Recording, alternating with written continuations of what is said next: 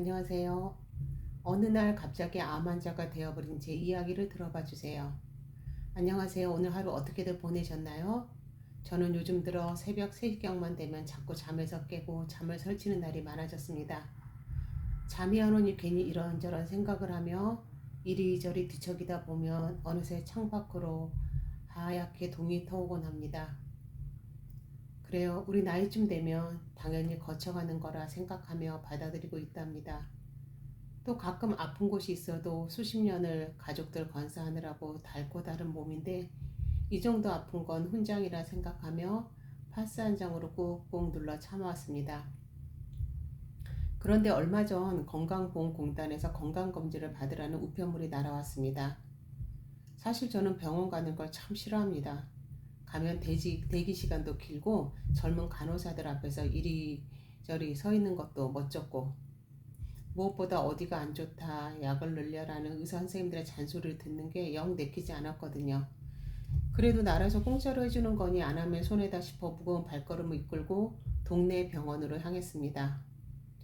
검사 자체는 늘 하던 대로였습니다. 위내시경 한다고 하얀 약을 삼키고 피 뽑느라 핏줄 숨은 팔목을 툭툭 치고 집으로 돌아오는 길에 마트에 들러서 우리 며느리가 좋아하는 과일 좀 샀습니다.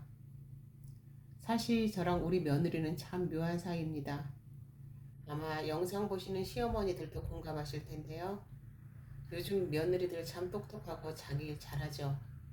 우리 며느리도 직장 생활하랴, 애 키우랴 고생하는 건 머리로는 아는데 명절 때나 제사 때 보면 제 앞에서는 유독 말수도 적고 제가 무슨 말만 하면 속으로 꽁한 것 같아 내심 섭섭하고 괘씸할 때가 많았습니다. 내가 지한테 어떻게 했는데 지 남편을 어떻게 키워냈는데 하는 서운함이 켜켜이 쌓여 알게 모르게 팽팽한 신경전을 벌인 세월이 제법 길었지요. 그래도 핏줄이라고 과일 코너를 도는데 며느리가 잘 먹던 딸기가 눈에 밟혀 한 팩 사들고 왔습니다. 그때까지만 해도 내 일상은 너무나 평온했고 내일도 똑같은 태양이 뜰 거라 믿어 의심치 않았습니다. 검사를 받고 일주일쯤 지난 화요일 오후였습니다. 베란다에서 화초에 물을 주고 있는데 전화벨이 울렸습니다. 다들 아시죠?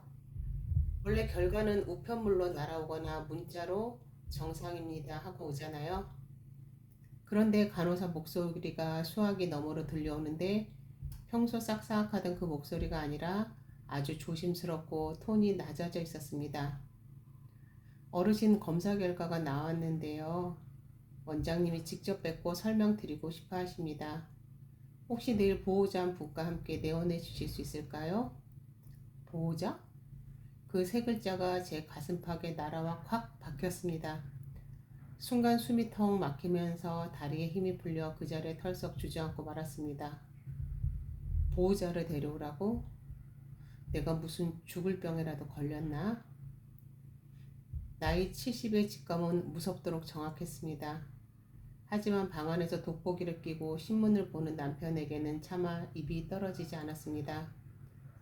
다음날 저는 혼자 병원을 찾았습니다. 진료실 의자에 앉았는데 의사 선생님이 모니터만 한참을 들여다보며 말을 아끼시더군요. 그리고 뱉은 한마디. 어르신, 큰 병원으로 가보셔야겠습니다. 위쪽에 악성 종양, 그러니까 암이 의심됩니다.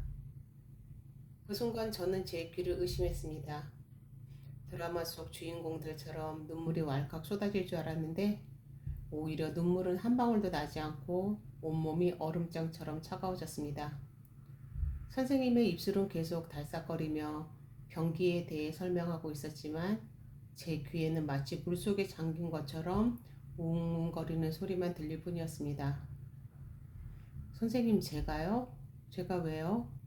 저 담배도 안 피우고 술도 한 방울 안 마십니다. 평생 남편 뒷바라지하고 자식들 키우느라 매일 부엌대기처럼 살았는데 내 평생 호강 한번 못 해보고 살았는데 왜 하필 저한테 이런 병이 찾아온 건가요? 속으로만 수만 가지 질문이 소리치고 있었지만 입 밖으로는 단 한마디도 꺼내지 못했습니다. 병원 문을 나서서 버스 정류장 벤치에 멍하니 앉아 지나가는 사람들을 보았습니다. 학생들은 친구들과 웃으며 떠들고 젊은 엄마는 유모차를 끌고 지나가는데 세상은 어제와 똑같이 평화롭게 돌아가는데 저 혼자만 캄캄한 심해 한가운데로 뚝 떨어져 버린 기분이었습니다. 집으로 돌아오는 버스 안에서 저는 창밖만 멍하니 바라보았습니다. 집에 도착하니 남편은 텔레비전을 틀어놓고 소파에 기대어 꾸벅꾸벅 졸고 있더군요. 그 평화롭고 한가로운 모습을 보니 차마 입이 떨어지지 않았습니다. 조용히 안방으로 들어와 서랍장 위에 올려둔 얇은 책 한 권을 꺼내들었습니다. 바로 기초 영어 회화책이었습니다. 다 늙어 주책이라 할까봐 가족들한테도 말 못했지만 제게는 작은 꿈이 하나 있었거든요. 앞으로 3년 뒤쯤 평생 가족들 뒷바라지하며 고생한 거 보상받는 셈 치고 남편, 자식들과 다 같이 해외여행 한번 가보는 꿈이요. 가서 식당에서 밥이라도 내 입으로 당당하게 시켜보고 싶어서 이 늙은 나이에 알파벳부터 더듬더듬 애우며 혼자 공부를 하고 있었습니다. 그런데 내 손때가 묻은 그 책을 가만히 쓰다듬고 있자니 이 여권에 도장 한번 못 찍어보고 내 인생이 이렇게 허무하게 끝나는 건가 싶어 랄칵 서러움이 밀려왔습니다. 그렇게 며칠을 혼자 속으로 끙끙 앓았습니다. 모래알을 씹는 것처럼 밥도 넘어가지 않았죠. 하지만 언제까지 숨길 수는 없는 노릇이었습니다. 큰 병원에 가서 당장 수술 날짜를 잡으려면 보호자의 동의도 필요했으니까요. 결국 주말에 아들네를 집으로 불렀습니다. 거실에 앉아 과일을 깎아내오는데 그날따라 제 손이 어찌나 벌벌 떨리던지요. 과일 칼을 내려놓고 마른 침을 꼴깍 삼킨 뒤 덤덤하게 말하려고 애를 썼습니다. 얘들아, 너무 놀라지 말고 들어라. 엄마 몸에 몹쓸병이 생겼단다. 암이란다. 당장 다음 주에 큰 병원에 입원하려고 하네. 말을 뱉고 나니 거실에는 숨소리조차 들리지 않는 무거운 정적만 흘렀습니다. 아들은 믿을 수 없다는 듯 얼굴이 하얗게 질려 굳어버렸고 남편은 멍한 눈으로 허공만 바라보더군요. 그런데 그때 평소에 저와 눈도 잘 마주치지 않던 명절 때마다 알게 모르게 속을 긁어대서 얄밉기만 하던 우리 며느리가 갑자기 바닥으로 털썩 무릎을 꿇으며 제 앞으로 다가왔습니다. 며느리가 제 거칠고 늙은 두 손을 덥석 잡았습니다. 그 아이의 두 손이 어찌나 뜨겁게 떨리던지 이내 제 손등이로 며느리의 굵은 눈물이 뚝뚝 떨어지기 시작했습니다. 어머니 어떡해요. 제가 죄송해요. 맨날 바쁘다는 핑계로 찾아뵙지도 못하고 어머니 편찮으신 것도 몰랐어요. 어머니 절대 안 돌아가셔요. 제가 무슨 수술 써라도 제일 좋은 병원 모시고 가서 다 낫게 해드릴게요.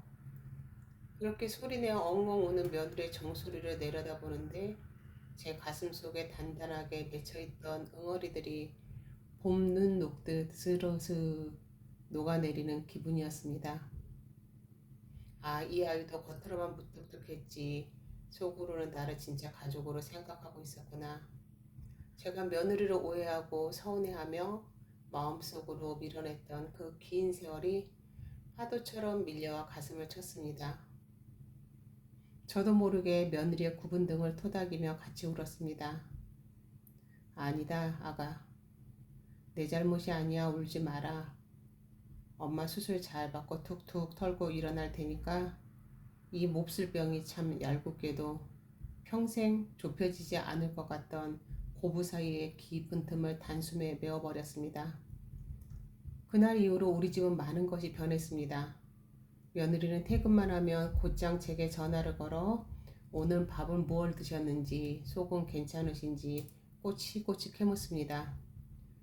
예전 같으면 간섭이라 여겼을 그 잔소리가 이제는 세상에서 가장 듣기 좋은 유행가처럼 귓가에 맴돕니다. 주말이면 아들이 차에 저를 태우고 맑은 공기를 마셔야 한다며 억지로 교회로 끌고 나가고 평생 세탁기 버튼 하나 누를 줄 모르던 남편은 돋보기를 끼고 유튜브를 보며 어설프게 미역국을 끓여냅니다. 여러분, 저는 이제 병원을 오가며 길고 지루한 싸움을 시작할 겁니다. 물론 치료가 시작되면 머리카락도 한 움큼씩 빠지고 밤 냄새만 맡아도 구역질이 나는 고통스러운 날들이 오겠지요. 하지만 저는 하나도 두렵지 않습니다. 제 곁에는 이 늙고 못난 손을 세상에서 가장 따뜻하게 잡아주는 가족이, 내 사람이 있으니까요. 그리고 저 장롱 깊숙이 쑤셔 박아뒀던 그 영어책 다시 꺼냈습니다. 하루에 한 문장이라도 꼭 외우려고요. 3년 뒤에 머리카락 예쁘게 다시 기르고 우리 식구들 다 같이 웃으면서 비행기 탈 겁니다. 외국 식당에 가서 내 손으로 근사하게 밥도 시켜보고 우리 며느리한테 멋진 시어머니 노릇도 한번 해보려고요. 그 약속 지키기 위해서라도 저는 악착같이 이겨낼 겁니다. 화면 너머로 이 늙은이의 넋두리를 들어주시는 60대, 70대 동년배 여러분, 세월이 흘러 내 손에 주름이 지고 뼈마디가 굵어졌다고 내 인생의 가치마저 시드는 건 절대 아닙니다. 혹시 자식들과 서운한 일이 있으신가요? 그렇다면 오늘 먼저 다가가서 그 손을 한번 꽉 잡아주세요.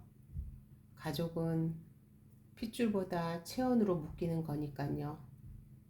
그리고 남은 내 인생 아직 못한 꿈이 있다면 늦었다고 핑계대지 말고 절대 포기하지 마십시오.